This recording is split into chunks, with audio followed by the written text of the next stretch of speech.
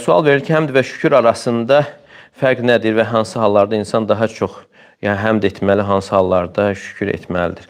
Yəni, bu ümumiyyətlə alimlər həmd və şükür arasında ümumilik və xüsusiliyin olmasını gətirirlər. Yəni, bir tərəfdən şükür daha əhatəlidir və digər tərəfdən isə həmd daha əhatəli olur.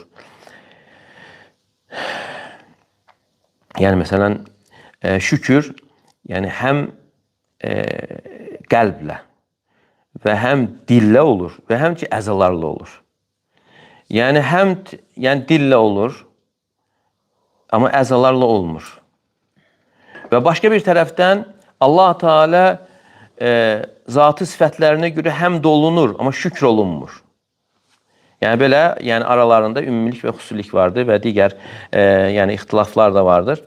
Və hər bir halda insan həm dili ilə və həmçinin bədən üzvləri ilə də şükrü gerçəkləşdirməyə insan çalışmalıdır.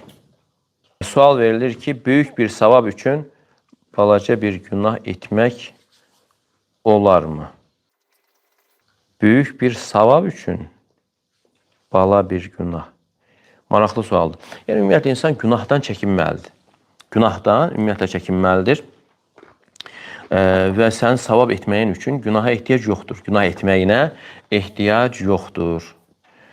Və bəzən, necə İbn Rəcəb Rahiməhullah deyir ki, bəzən insanlar olur ki, günah edim və sonra tövbə edərəm deyənlər var. Amma onlar miskin bilmirlər ki, ola bilər insan günah etdiyi zaman ölüm onu yıxalasın. Elə bil ki, onun misalı nəyə oxşuyur? Zəhər qarışmış balı yeyən insanın misalına oxşuyur. Sən baldır, içərisində zəhər var. Bilir ki, zəhər var, amma deyir, yeyərəm və sonra müalicə olunaram. Amma bilmir ki, insan o zəhər qatılmış balı yediyi zaman anında da ölə bilər. Və yaxud da ölməsə, sağalmaz bir xəstəliyə tutula bilər. Yəni, elə bil ki, əvvəlki halına insan qayıtmaya bilər. Yəni, bu cür təhlükələr var. İnsan ümumiyyətlə çalışmalıdır günahlardan uzaq olsun. Amma insan oğlu sözsüz xatakardır, xataya günaha düşür və düşdüsə insan çalışmalıdır ki, dərhal tövbə etsin. Necə ki, Peyğəmbərimiz sallallahu aleyhi və səlləm buyurur ki, İttəqillah heythumə kunt. Yəni, sən harada olursan ol, təqvalı ol. Bu ümumi qaydadır. Yəni, insan günahdan maksimum uzaq olmağa çalışmalıdır. Uzaq olanı salamat qalır. Və sonra nə buyurur? وَأَتْبِعِ السَّيِّئَةَ الْحَسَنَةَ تَمْحُهَا. Və günahın ardınca yaxşı iş işlə ki, onu silsin. Yəni, əgər birdən günaha düşdünsə, dərhal onun ardınca yaxşı əməl et. Və əməl də elə ən böyük əməllərdən insan la ilahə illallah deməsidir, günahdan sonra. Və həmçinin buna dəlil də var. Və yaxud da bəzi alimlər gətirir ki, yəni insanın etdiyi günahın növünə uyğun yaxşı əməl etməsi. Etdiyi günahın növünə uyğun. Məsələn, insan günahdan ötürü harasa səfər edib. Həm tövbə edir və ardınca yaxşı əməl nədir? Səfərə çıxır, ibadət səfərinə çıxır. İbadət səfərinə çıxır. Yəni, onun günahın izini daha yaxşı itirmək üçün. Sual verilir ki, ər ümrəyə gedir, qadın 2 aydır paltar yuyan maşın işləmir deyə əziyyət çəkir, belə ümrə olarmı? Yəni, ümrə ola bilər. Amma onun evdə ehtiyac və yaxud da zəruri olan bir şeyləri təmin etmək üzərindədir. Və buna görə sorun var. Yəni, bir var evdə kamillik olan işlərdir. Bir də var, buna ehtiyac olan bir şeyləri gərək insan təmin etməyə çalışsın. Və buna biganə yanaşmasın. Yəni, belə hallarda, elə ki, bir növ, əgər orada zülüm varsa, haqsızlıq varsa, yəni insanın xeyirlərdən məhrum olmasına səbəb olur. Və yaxud da xeyirləri etsə belə, onu yaxşı şəkildə yerinə yetirməsinə mane ola bilər. Yəni, gerçəkləşdirməsinin qarşısını ala bilər. Sual verilir ki, çox vaxt işə sübh namazlarını qılmıram, işdən yorğun gəldiyim üçün mənə nəsihət edərsiz. Əgər sən od varsa, odda yanırsansa, necə olar? Yəni, insan bilməlidir ki, namaz elə bir məsələdir ki, o tərk olunmazdır. Yəni, bilsən ki, və ona görə qılmadığın anda od var. İnsan heç vaxt bunu tərk etməz. Sual verir ki, ağac suvarmaq savabdır. Əlbəttə. Yəni ümumən edilən yaxşı işlərin, yəni hər birində yəni savab var. Mani hətta Peyğəmbər sallallahu əleyhi və səlləm yəni imanın yəni ən yüksək, ən üstün dərəcəsini deyir ki, la ilahə illallahdır və ən aşağısı isə yolda əziyyət verən maniyəni itirmək. Və həmçinin yəni ağacların əkməsi, əkilməsi haqqında Peyğəmbər sallallahu əleyhi və səlləm hədisi var. Hansı ki deyir ki, sizdən birinin əlində, yəni ağac olarsa və qiyamət qopursa, qopmazdan əvvəl onu əkə bilirsə, əksin. O dərəcədə. Yəni bilirsə, artıq qiyamət qopur və ağacı əkə bilirsə, əksin. Sual verilir ki, cümə günü oruç tutmaq olarmı? Birinci, dördüncü gün tutub cümədə tutmaq olarmı? Yəni cüməni əsas qadağa gəlib, tək tutulması qadağa gəlib. Dördüncü gün tutubsa, 4-lə cüməni 5-i tutmaq olar.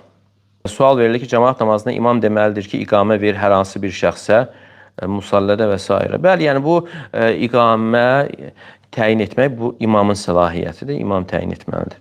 İşə namazından sonra 2 rükət sünnə namazına vitrin bir rükətini birləşdirib tam 3 qılmaq olar. Yəni bunlar ayrı namazlardır. Yox. Sən gecə namazını 3 rükət qıla bilərsən, 5 qıla bilərsən, 7 qıla bilərsən, 9 qıla bilərsən, bir salamdan. Sadəcə 9-da isə 2 təşəhhüd vardır. 8-də təşəhhüdə oturursan, 9-da isə təşəhhüdə oturub salam verirsən. Amma digərlərində isə 1, 3, 5, 7-də bir təşəhhüd, bir salamla qıla bilirsən. Amma burada sünnə ilə vitir, bunlar ayrı namazlar olduğu üçün sünnəni ayrıca qılırsan və həmçində vitri müstəqil şəkildə qılırsan. Sual verilir ki, rükudan qalxanda Səmi'allah limən həmiddən əvəzinə Rabbənə və ləkəl həmd desəm, səhv səcdə etməliyəm. Çünki bu vacib olduğu üçün bəli, səhv səcdə etməlisən, əlavə rükət qılmağa ehtiyac yoxdur. Sual verilir ki, bir qardaş əvvəllər insanları təkfirə dəvət edir, sonradan dediyinə görə tövbə etdi, indi isə yaşadığı yeri dəyişib, indi yaşadığı yerdəki qardaşlara məlumat vermək olarmı? Bunun haqda ehtiyatlı yəni olsunlar. Əgər o tam düzəlibsə, yəni ehtiyac yoxdur. Yox, əgər yəni şübhəli məqamlar varsa, onda demək olar. Sual verilir ki, çətinliklərdən qurtara bilmirəm. Nə qədər yaxşıya doğru gedirəm, yenə işlərim çətinə gedir, bilmirəm, imtahandır yoxsa həyatımda hansısa etdiyim günahlardır. Çətinliklər, yəni Allah Teala buyurur: "Laqad xalaqnal insana fi kəbəd." Yəni biz insanı məşəqqətdə yaratdıq.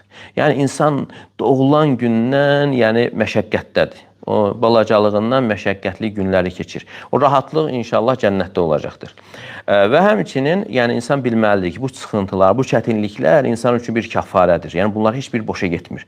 Amma sadəcə bunun aradan qalxması üçün yəni tələb olunan müəyyən qaydalar var, yollar, üslublar var. Onlardan da tutmağa çalışmalıyıq. Yəni Allah Teala'dan xeyirli olanı istəməli və həmçinin çoxlu istiğfar, tövbə etməli və həmçinin Allah Teala barəsində gözəl zəndə olmalı. Gözəl zən olduqca mühüm. Yəni insan bədbin olmamalı, nikbin olmalıdır. Gələcəyə yaxşı baxmalıdır. Yəni bu sıxıntılar aradan qalxacaq, qurtaracaq. Amma insanda var ancaq qara şeylər fikirləşir. Yəni bu sıxıntı qurtarmayacaq, bu problem qurtarmayacaq, aclıq olacaq və nə bilim işdən çıxsam ruzum kəsiləcək. Yəni bunlar hamısı insanın Allah barəsində pis zəndə olması. Neçə yaşın var? 40 yaşın var, 50. Əgər Allah Teala səni 50 yaşına qədər yaşadıbsa, bundan sonra nə qalıb ki? Yəni bundan sonra insan ac qalacaq? Əlbəttə ki, yox. Yəni Allah Teala yəni insanın ruzisini ölənə qədər yəni yazılıb. Ölənə qədər ruzi vardır. Necə ki Peyğəmbər sallallahu aleyhi və səlləm buyurur ki, Cəbrail aleyhissalam yəni mənə vəhy etdi ki, bildirdi ki, lən təmutə nəfsun həttə təstəvfiyə rizqəhə və əcələhə. Yəni heç bir kəs ruzisi və əcəli tamamlanmadıqca ölməyəcəkdir. Fəttəqullah və əcmil fit tələb. Allahdan qorxun və ruzini gözəl şəkildə tələb edin. Və ona görə bu sıxıntılar yəni zahirən şərdir, amma burada yəni elə bir xeyirlər vardır ki, insan onu görə bilmir. İnsan qiyamət günü onu, savabını gördüyü zaman bəlkə də arzulayacaq ki, onun ömrü belə sıxıntı içərisində olardı. O qədər yəni müsəlmana üz verən sıxıntıların savabı, mükafatı o qədər böyükdür. Həm kəffarə olur və həmçinin insanın yəni dərəcəsinin qalxmasına səbəb olur. Çünki insan əməllə, ibadətlə çatmadığı dərəcələr o sıxıntılarla çatır. Və sıxıntılar yəni insanı kamilləşdirir. Çətinliklər insanı tərəqqiyə yönəldir. Yəni fikir verin, yəni harda çətinliklər olubsa, orada inkişaf olub. Orada çətinlik olan yerdə insanlar irəli gedib. İnsanlar daha yaxşı inkişafa doğru gedib. Amma harca ki rahatlıq var, hər şey rahatdır, orada tənbəllik yaranır və həmçinin cahillik yaranır və digər problemlər. Deməli, sıxıntılar, müsibətlər insanı daha da irəli getməsinə və elminin də artmasına, tərəqqiyə yönəlməsinə səbəbdir. Ona görə insan düşünməlidir ki, Allah Teala'nın təqdir etdiyi hər bir şeydə zahirən şər görünsə də içərisində böyük xeyirlər var. Ona görə bu cür yanaşmalıyıq. Sual verilir ki, 10 manata aldığım malı 11 manata satsam haram sayılır. Xeyr, 20 manata satsan da haram sayılmır. Əsas burada aldatmamağındır və həmçinin razılıqdır. Ticarətdə əsas şərt razılığın olmasıdır. Bununla kifayətlənir. Allah Teala eşidib yaxşısına tabi olanlardan etsin. Və sallallahu alə nəbiyyinə Muhammed və alə alihi və sahbihi və səlləm.